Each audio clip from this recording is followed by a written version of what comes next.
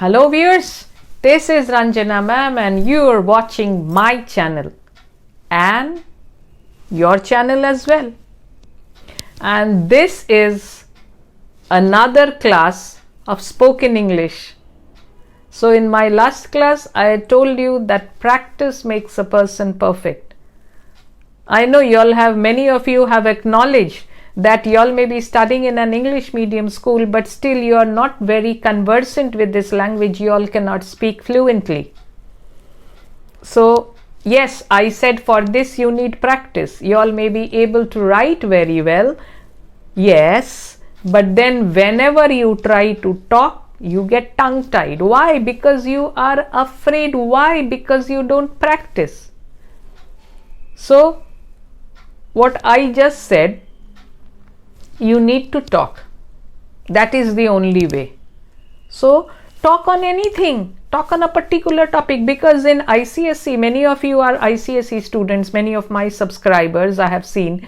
So you all have a viva, that means, and you also have some thing to speak on. You all are given the topic, or you all are given several topics and you have to choose from that and you have to speak on it. So you will lose your marks if you don't prepare that at home. So how will you do it?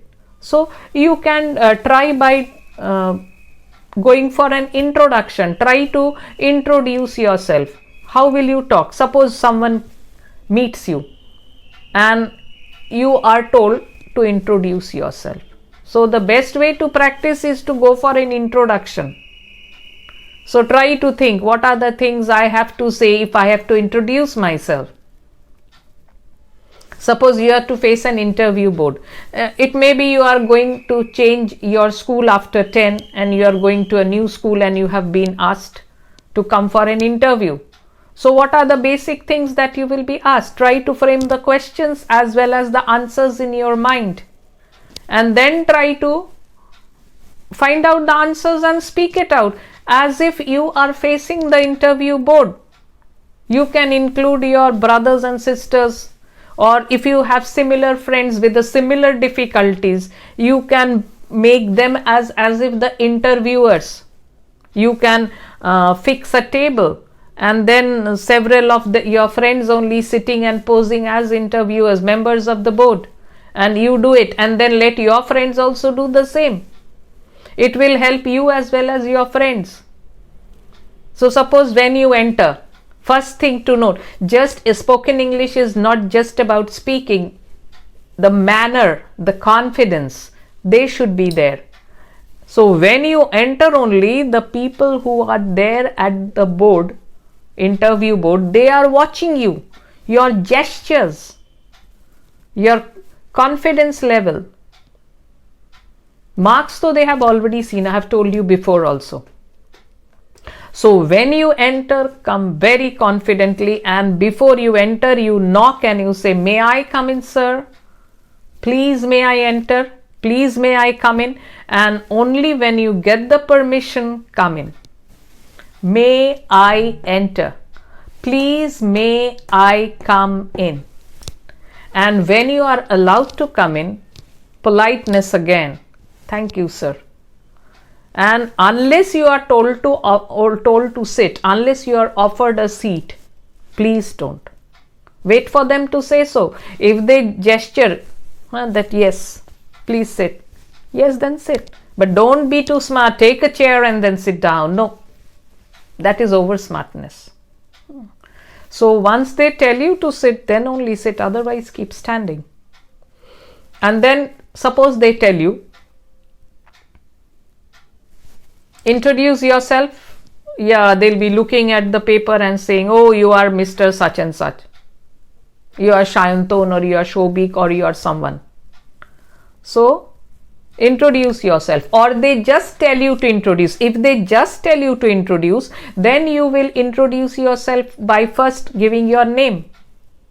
Or you might say, "Oh, they have the name in their papers." No, still, suppose I am to be interviewed. So I'll say, "I am Ranjana Chatterjee from such and such place. I hail from Kolkata," or "I am from Kolkata." So many times people have a habit of saying myself such and such. But being a grammar fan, I always disapprove of this type. Myself, Naveen, myself, whatever. No, never go for it. Why? Myself, why? I am such and such. I am such and such. And the formal way was, my name is this. My name is Ranjana Chatterjee. I think the better way is, I am Ranjana Chatterjee.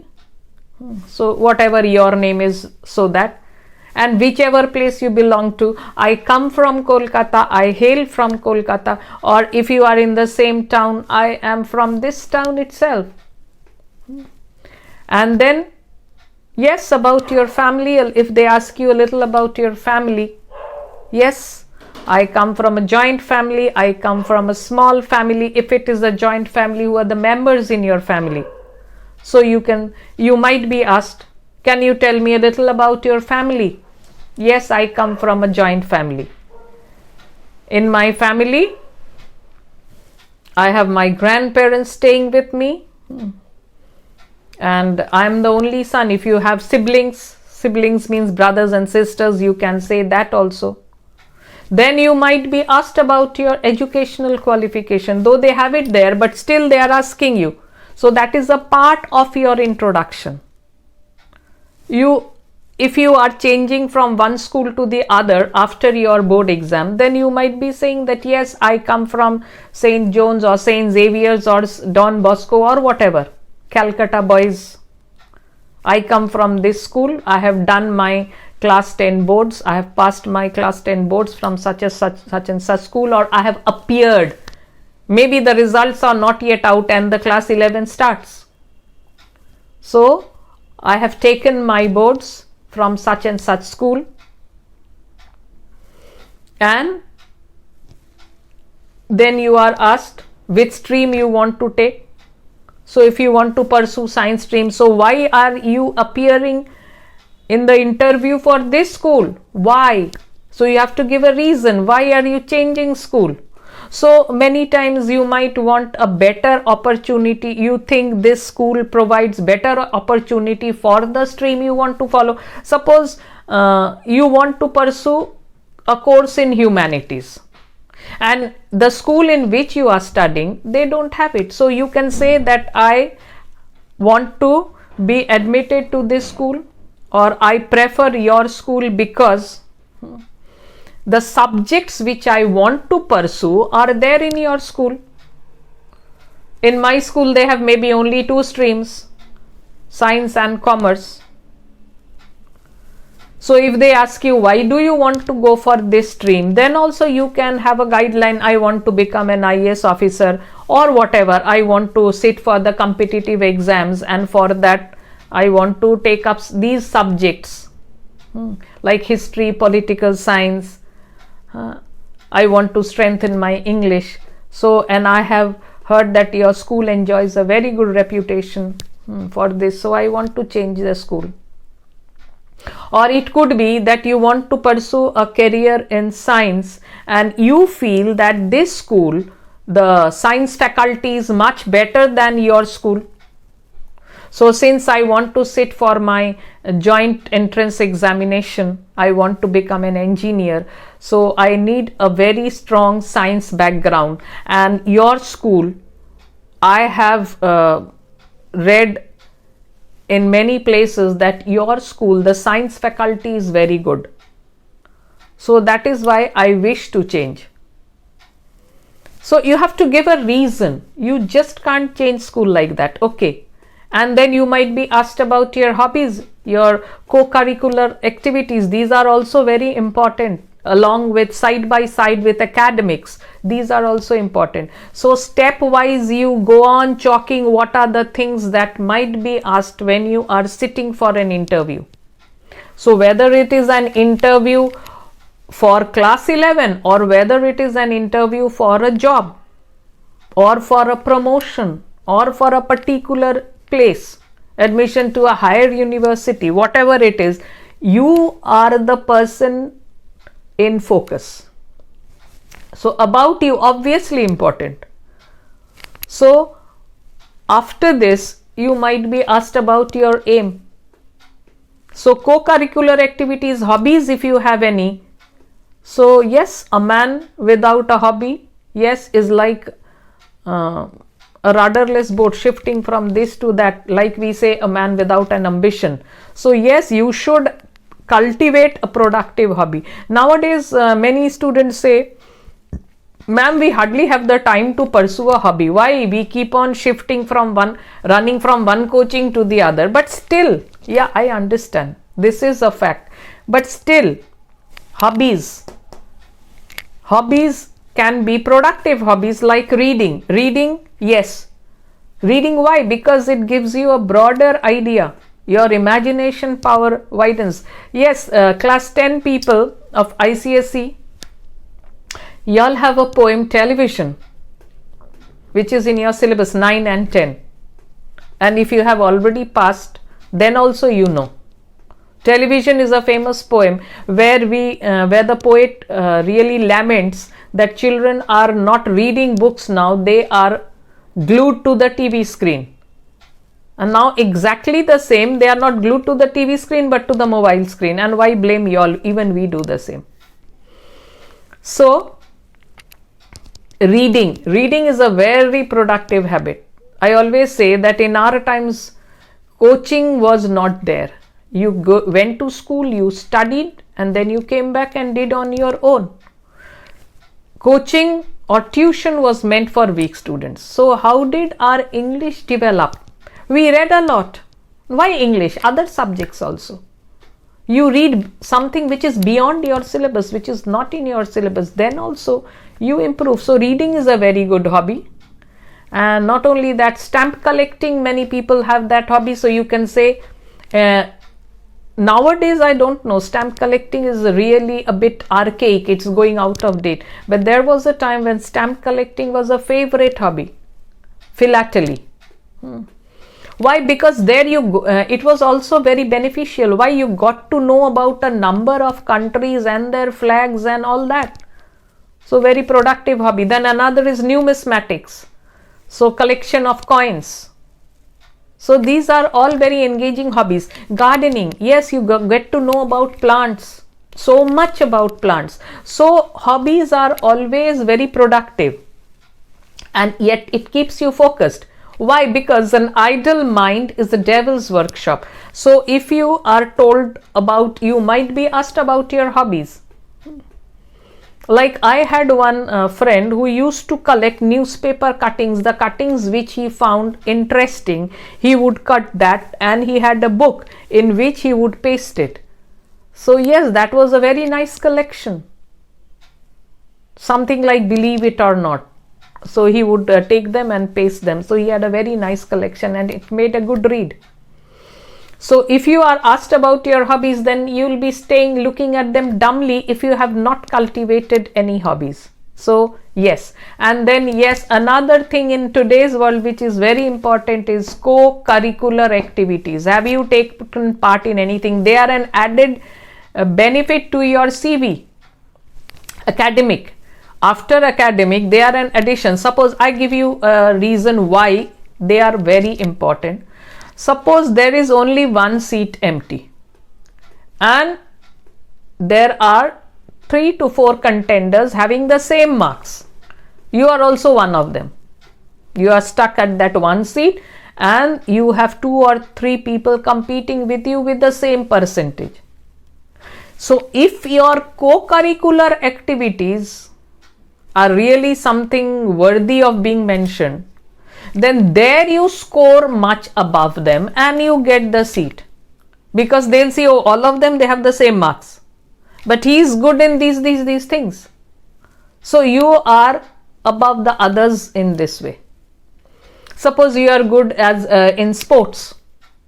You might have been the football captain of your team, and you can be a very good debater. You can be good in acting, whatever it is. You have participated in many co-curricular activities and have brought laurels to your school. So they will feel, yes, he is an asset for us. So Co-curricular activities in today's world is a must. So while you are talking about yourself, you will mention these. Yes, and another thing they might ask you is your aim in life. What you wish to do after you have completed your studies. So you can't say now, let me pass and then I'll decide. No, it's today's world is not like that. World has changed.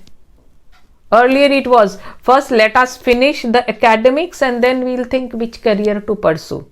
Whether I shall sit for the bank or for the competitive exams like UPSC ones like IAS or IPS or the board ones, I mean the state board ones, whatever.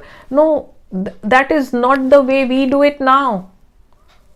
Right from a very early age, a goal should be fixed in your mind and you proceed accordingly. Whatever career, you need not all go for science. Whichever career you want to opt for that you need nurturing. In order to make a tree strong, you have to give it fertilizer and you have to tend to it, and only the tree will be strong. So in order to do well in whichever path you are pursuing, some people feel, oh, because I have not taken science, my life is a waste. I have not got the marks, I have not got a seat. Nothing like that. All the streams are equally good in today's world. But what is important is that your spoken English is a must. Whether you have taken up humanities, commerce or science. You can do with any of these very well, provided your spoken English is good, you are fluent, you are confident, you can express yourself well, you will get whatever you want. Whichever stream, spoken English has to be there. And for this, as I am telling you, go on practicing. Today I told you, when you are told to talk about yourself, what are the things you will focus on first? When you face the interview board, you will introduce yourself. If you are asked, you will talk about your family, whether it's a joint family or a nucleus family, and who are the members in it. And then you will talk about your academic qualification. If it is just you are changing from 10 to 11, then you don't need to say much. But if it is for a job interview, then you will have to mention class 10, 12, graduation, though it is mentioned in the CV, and what you have done. Whether you've done engineering or you've done your commerce graduation, or you have gone for CA or whatever. If you have taken up humanities, after that, have you done any other training, any specialized course? Like after pursuing a course in humanities, you can very well again do a diploma in some other things, mass comm. You can do that. So whatever you have done, these are your academic qualifications. So jot them down and then you will talk in a very coherent manner. Coherent means a manner in which you can be understood. Some people have a tendency to speak very fast. They think that this is fluency. No, that is not fluency. If you want to impress the other person by speaking no, that person will hardly be able to follow you. So when you speak softly and clearly, that is good English. That means fluency. Fluency doesn't mean that you have to run at a very fast rate, so that the listener, if he is unable to hear you, what is the use of talking so fluently? And try always to speak in an accent which is understandable, which is comprehensible. People can follow you. Don't try to put up an accent. We are Indians. Yes, we might put a little bit of American or British, but it should be comprehensive. It should be understandable. If the person before you who is interviewing you and he cannot understand and he thinks, oh, you are putting on airs, it will go against you. And then Yes, your goals, what do you want to do in life, yourself as a person, that is very important. And if you have leadership quality in you, that is very welcome. So jot down the points and talk about yourself, and you can practice this at home. The different type of questions that might be put to you. So this video was all about introducing yourself and talking about yourself while while facing an interview board. Okay, so let me know how you all have practiced it. I'll be waiting for your comment in the comment section. I desperately want you all to practice it. This will really be beneficial for you all. So goodbye for the time being, and keep watching. I'll be coming up with many more which will of course be beneficial to you. Bye.